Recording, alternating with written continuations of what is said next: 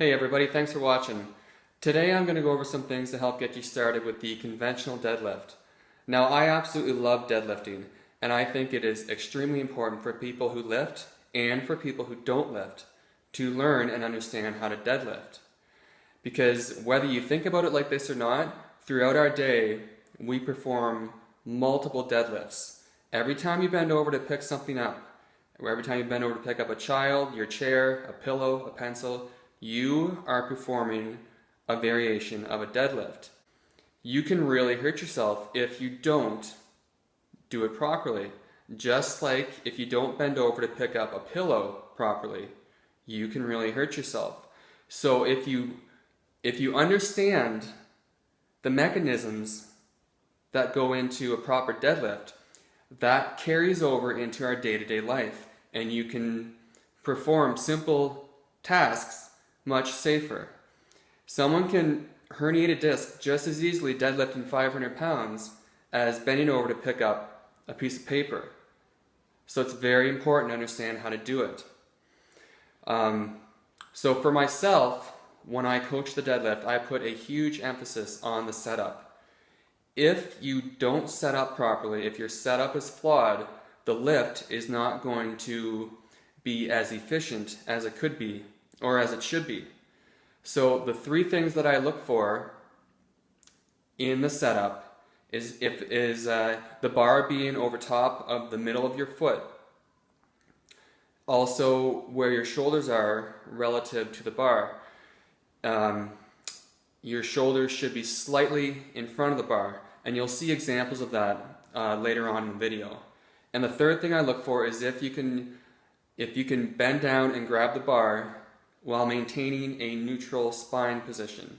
We don't want to be flexed or rounded over while we're getting ready for a deadlift. We want to be neutral. So those are the three things that I look for in the setup. So let's get started. So before I even bend over to grab the bar, I get braced at the top. So I squeeze my glutes, I create a little bit of torque at the hips, just under the hips, high up in the leg. I squeeze my abs and tuck my ribs. While you're doing this, you want to think as if someone were about to punch you in the stomach as hard as they could. You wouldn't want to absorb that punch with your ribs flared. You'd want your abs contracted and your ribs tucked.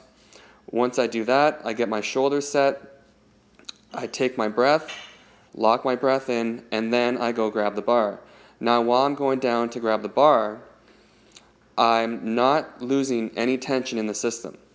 Once I grab the bar, I break the bar, and then I exhale a little bit without releasing the tension in my abs. So you're releasing a little bit of your breath, but you're not releasing the contraction in your midsection. So our stance for the conventional deadlift is much more narrow than what a beginner might think. We want our feet directly under our hips, and our grip, we want it just outside of our knees. We want our arms just outside of our knees. We want to be able to create nice torque off the bar, breaking the bar, but we can't have our arms bumping into our knees while we're pulling. And for beginners, I'm going to show you the mixed grip here. I don't recommend this for beginners because your one shoulder is less stable than the other. For a beginner, stick to the double overhand grip right there so you can break the bar and stay in a nice, organized, stable position. So here you'll see me approach the bar. I check, make sure the bar is above my midfoot. I'll get braced at the top, and I'll go down and I'll grab the bar.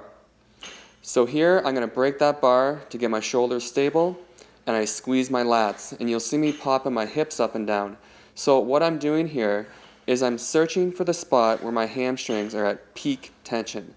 That's the spot where I want to start the lift from.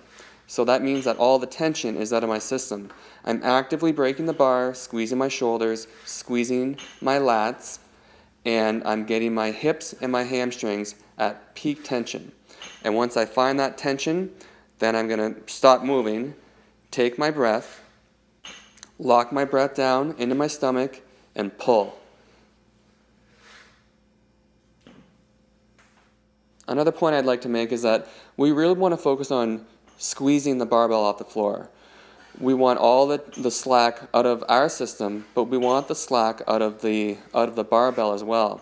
And what I mean by that is that between the collar and the inner ring of the plates there's a little bit of play in there.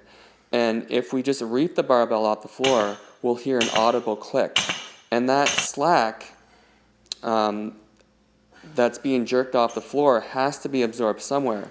And it will travel up your hands, up your forearms, up your wrists, into your elbow and bicep. And that is when people tear their bicep tendons, because they're just jerking the bar off the floor and they're not squeezing it. Some things we want to think about when we're actually moving the barbell up and down is that, remember that midfoot I was telling you about? Well, we want the barbell to travel up and down in a vertical bar path above our midfoot. And anytime the barbell drifts away from that midfoot or vertical bar path, it creates an imbalance.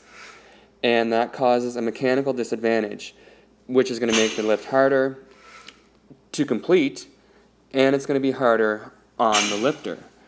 So establish a vertical bar path. So videotape yourself from the side and analyze it. Once you got that concept, all we want to think about is pushing the floor away. We want to keep our torso locked in and our neutral spine does not change. We push the floor away using legs. We need to use leg drive, or else it's just going to be way too hard on our lower back. And keep your head neutral. Don't be looking up at the ceiling. So what we have to do to maintain that vertical bar path above our midfoot is we have to actively pull the bar back into us while we're lifting. And that's one thing that Catherine and I have really had to work on, because she often lets the bar leak out in front of her just after she gets above her knees. And this is pretty common because beginners are fairly intimidated because oftentimes the timing isn't perfect and you hit your knees with the barbell. But with practice comes that timing, and you're able to clear the knees and pull the barbell back into. Once we approach the top of the movement, you're really going to focus on squeezing your glutes to lock your hips out. And you want to keep the tension in the system. Do not get lazy at the top. Keep the tension in the system, squeeze the glutes, lock the hips out, and then after a split second, just simply reverse the movement. So hinge at the hips, tilt the torso, and just keep the bar close and come back down. So when we come back down, we are going to take the opportunity to breathe now. So we can exhale a little bit, but really focus on exhaling without trying to lose any tension. So we want our core to remain turned on, our back activated, our hamstrings activated. And it's natural to lose a little bit of tension when we exhale, but we have to make sure we regain that before we pull again. So really focus on breaking the bar, squeezing your lats, finding the hamstring tension, and then taking that breath in your belly and really locking your core in. Now, for beginners, don't rush this. If you're taking 5 seconds, 8 seconds in between reps, that's fine. This is important not to rush. So just make sure you're at peak tension before you pull every time. So let's say you have some mobility restrictions in your posterior chain and you can't quite get into a good setup with a neutral spine. You see how Catherine's a little bit rounded here? Well, all we have to do is just raise the elevation of the barbell. So put some blocks under the plates to bring the barbell up to a point where you can go down and get it and be in a properly braced neutral position. And if you're just starting out and you just want to practice with the barbell, same idea. All you have to do is raise the elevation with blocks to the point where the barbell is at about your mid-shin. And that's the height where you want to start your pull from. So there you have it, just a few things to get you started with the deadlift. And once you get more proficient at it, just like any other lift, there'll be the need to make minor tweaks and adjustments as you progress with the lift. Also, if you have any questions or comments, scroll down to the bottom of the page and there's a comment section where you can leave them there. And also, if you want to hit me up on Twitter, I'll leave my Twitter handle in the description section below.